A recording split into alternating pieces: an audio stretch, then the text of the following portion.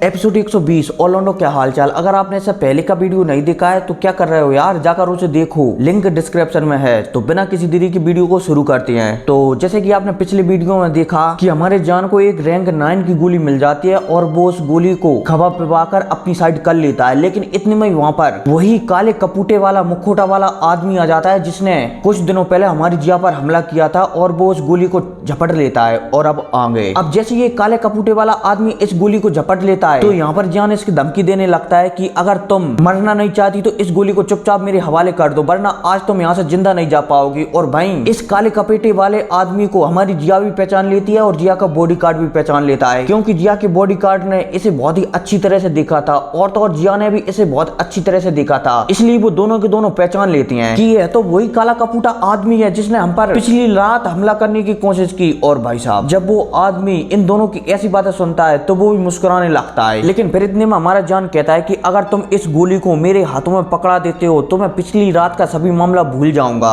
और भाई वो मुखोटा वाला आदमी जब हमारी जान की बातें सुनता है तो वो मुस्कुराने लगता है। लेकिन इतने में वहां पर जान एक बार और कहता है कि हम ऐसा करते हैं कि इसे तुम छोड़ दो, जिसके पास भी जाएगा वही इसे रख लेगा। और भाई साहब जब वो मुखोटे वाला आदमी हमारी जान की ऐसी और बातें सुनता है तो वो वहां पर कुछ सोचने लगता है और सोचने के बाद वो वहां पर जान से कहता है कि नहीं, इसे तो मैं ही रखूंगा, क्योंकि वो मुखोटे वाला आदमी जानता है कि अगर मैंने इस रैंक 9 की गोली को छोड़ा तो ये पक्का जान के पास ही जाएगा, क्योंकि जान ने इसे बहुत सारी गोलियों को खवाया है, इसलिए मेरे पास तो रुकेगा ही नहीं, ये पक्का जान के पास ही चला जाएगा। इसलिए वो जान की बातों को एकदम नजरअंदाज कर देता है। और भाई हमारा जान उसकी खामोशी को देखकर समझ जाता है कि इतनी आसानी से एक गोली मेरे हवाले नहीं करेगा। और भाई वो मुखोटे वाला आदमी जब हमारे जान को देखता है, मतलब कि जान की शक्ल को देखता है, तो उसे कुछ अनुभूतियां महसूस होने लगती हैं और उसे ऐसा लगता है कि मानो मैंने इस लड़के को पहचानती हूँ। और भाई हमारा जान भी उस मुखोटे वाले आदमी को देखकर समझ जाता है कि एक लड़की है और ये बहुत ही छोटी है, मतलब कि इसकी एज ज्यादा नहीं है। और हमारा जान ये भी सोचता है कि अगर मैं इस गोली को प्राप्त कर लेता हूँ तो शायद मैं, मतलब कि मुझे इससे बहुत ज्यादा फायदा होगा। इसलिए अब हमारा जान चलता है तो इस काले कपूटे मतलब कि मुखोटा वाले आदमी की ओर आगे बढ़ता है। और भाई जब वो मुखोटा वाली लड़की जान को ऐसे आगे बढ़ती हुई दिखती है तो उसकी आंखों से हरे कलर की लाइट चमकती है और उसके सामने 2 डाउ जोंग लेवल के बंदे और 8 से 10 वन डाउ जोंग के 9 स्टार वाले बंदे प्रकट हो जाती हैं। और भाई साहब जैसे हमारा जान उन बंदों को प्रकट होते हुए दिखता है तो वो थोड़ा पीछे हट जाता है। लेकिन अब इतने में हमारा जान इन बंदों को दिखता है कि इन बंदों में अधिकतर स्नेक जनजाति के लोग हैं और तो और ये लोग पूरी तरह से उस लड़की के कंट्रोल में हैं और तो और इस लड़की ने इन लोगों की आत्माओं तक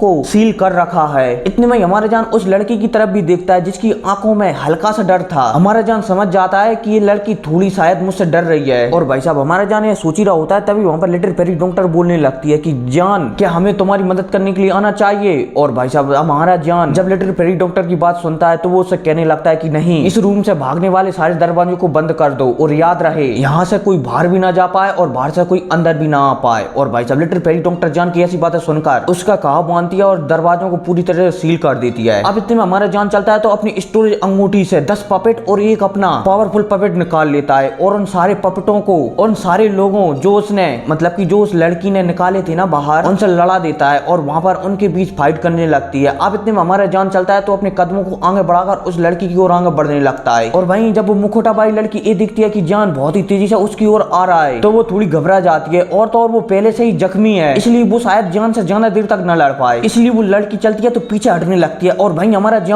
हमारा जान लगातार आगे आ रहा होता है। लेकिन इतने में वो लड़की चलती है तो सपाई पीछे हो जाती है और उसके पीछे दीवार आ जाती है और अब वो और पीछे नहीं हट सकती थी। इतने में हमारा जान चलता है तो उसके सामने आ जाता है। और भाई साहब जब वो लड़की हमारे जान को इतना पास से देखती है तो वो थोड़ा डर जाती है, इसलिए वो तुरंत अपने हाथों में सील बनाती है और वहां पर कहती है आत्मा को छीनना। और भाई जब हमारा जान उसकी ऐसी आवाज सुनता है तो वो तुरंत अपने पूरे शरीर पर बैंगनी कलर की रोशनी लपेट लेता है। और भाई उस लड़की की है कहती उसकी आंखों से दोबारा से हरे कलर की रोशनी निकलती है और उस रोशनी के बाहर निकलती जान को ऐसा लगने लगता है कि मानो उसकी आत्मा उसके शरीर से बाहर निकलने वाली है। और भाई साहब जब हमारा जान वहां पर ऐसा महसूस करता है तो वो तुरंत अपनी आत्मा को अपने शरीर के अंदर दबाने लगता है। लेकिन इतने में हमारा जान चलता है तो एक पावरफुल मुक्का हवा में लॉन्च कर देता है और वो मुक्का सीधा इस रोशनी से जाकर टकरा जाता है और एक ही बार में इस रोशनी को डिस्ट्रॉय कर देता है। अब इतने में ये हमारा जान का मुक्का चलता है तो उस लड़की से जाकर टकरा जाता है और वो लड़की पीछे घिसटती हुई चली जाती है। लेकिन अब इतने में हमारा जान अपनी ठंडी आवाज में कहता है कि उस गोली को मुझे सौंप दो। और भाई साहब वहीं वो लड़की जब हमारी जान की ऐसी बातें सुनती है तो वो मुस्कुराने लगती है और कहती है क्या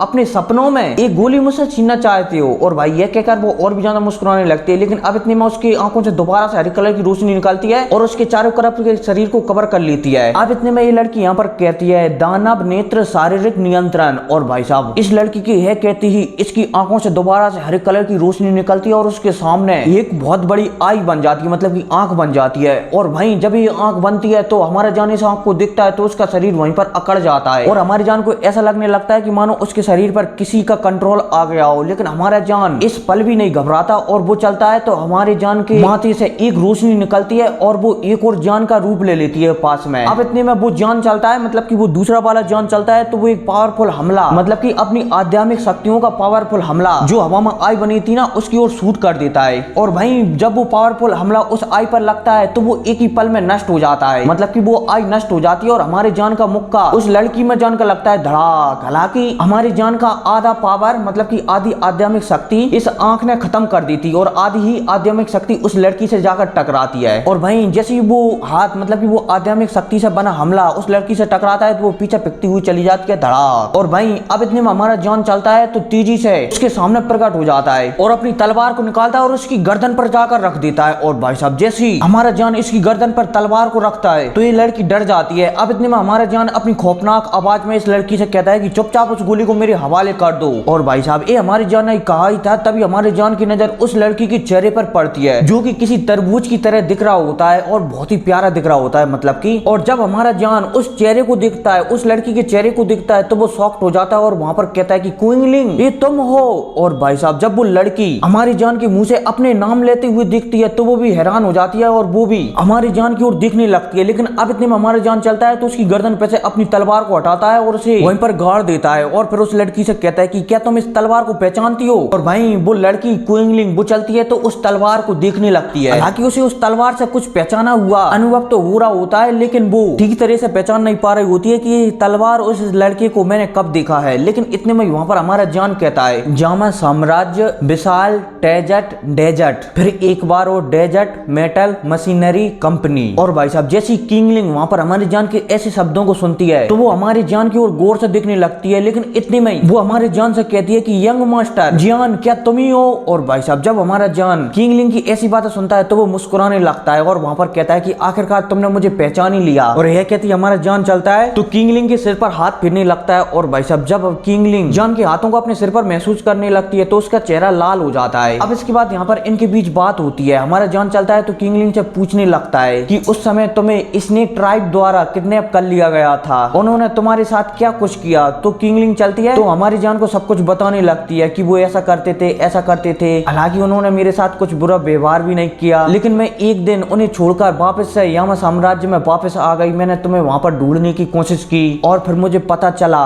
कि तुम तो वहां से सेंटर फ्लेम की ओर आ गए हो। फिर मैं यहाँ पर सेंटर फ्लेम में आ गई और यहाँ पर आने के बाद मुझे काफी लोगों ने परेशान किया और तो और स्नेक ट्राइब ने मुझे मारने की भी कोशिश की, इसलिए मैं स्नेक ट्राइब के लोगों को पकड़कर गुलाम बना लेती हूँ। मतलब कि ऐसी बातें करती रहती है। अब जान चलता है तो उससे पूछने लगता है कि क्या तुम्हें ए रैंक 9 की गोली चाहिए। और भाई जब किंगलिंग हमारी जान की ऐसी बातें सुनती है तो वो भी कहने लगती है कि हाँ मुझे इसकी जरूरत मेरे शरीर के पॉइजन निकालने के लिए है, लेकिन अगर यंग मास्टर इसे लेना चाहते हैं तो इसे ले सकते हैं। और भाई साहब यह कहती है किंगलिंग चलती है तो तुरंत अपनी स्टोरेज अंगूठी से, मतलब कि हाथों में दोबारा से उस रैंक 9 के जानवर को ले आती है और उस जान को देने लगती है। और भाई हमारा जान चलता है तो उस जानवर को ले लेता है। लेकिन अब इतने में हमारा जान चलता है तो किंगलिंग के हाथों को पकड़कर उसके अंदर के पॉइजन को देखने लगता है। अब जैसे हमारा जान उसके अंदर के पॉइजन को देखता है तो उसे दिखता है कि किंगलिंग के शरीर में पॉइजन बहुत गहरों तक पहुंच गया है, मतलब कि उसके खून में भी मिल गया है। लेकिन फिर एक पल बाद हमारा जान कहता है कि ठीक है मैं इस पॉइजन को निकालने की कोशिश करूंगा, एक बार जब हम वापस जाएंगे तो मैं इसके बारे में सोचूंगा। हालांकि तुम इस रैंक 9 की गोली से भी ये पॉइजन निकाल सकते हो, लेकिन शायद मुश्किल है कि इस रैंक 9 की गोली से ये पॉइजन निकले। इसके लिए मेरे पास और भी तरीका है निकालने के, और हम एक बार जब वापस लौटेंगे तो हम उनके बारे में सोचेंगे। और भाई किंगलिंग जब हमारी जान की ऐसी बातें सुनती है तो मुस्कुराने लगती है। और भाई लिटिल फेरी डॉक्टर भी किंगलिंग से कहती है कि हाँ जान सही कह रहा है, हम तुम्हारे पॉइजन को बहुत ही आसानी से निकाल सकते हैं। लेकिन अब इतने में जान चलता है तो किंगलिंग को भी अपने ग्रुप में शामिल कर लेता है। लेकिन शामिल करने से पहले हमारी जिया चलती है ना, वो किंगलिंग पर बहुत ही ज्यादा गुस्सा हो जाती है। और भाई किंगलिंग चलती है तो वो जिया से कहने लगती है कि उस दिन मुझे कुछ गलत फहमी हो गई थी, मैंने तुम्हें एक स्नेक समझ लिया था, इसलिए मैंने तुम पर हमला किया। और भाई किंगलिंग के समझाने पर जिया भी समझ जाती है। लेकिन अब किंगलिंग जो हाथ में वो 9 नंबर की गोली, मतलब कि वो जानवर पकड़ी हुई थी ना, वो कांप रहा था था। तो किंगलिंग चलती है तो उसे गली से लगा लेती है और उसे बहलाने लगती है, क्योंकि वो जानवर बहुत ही ज्यादा डर चुका था। इतने में वहां पर पॉइजन गर्ल कहती है कि तुम ऐसा क्यों नहीं करती,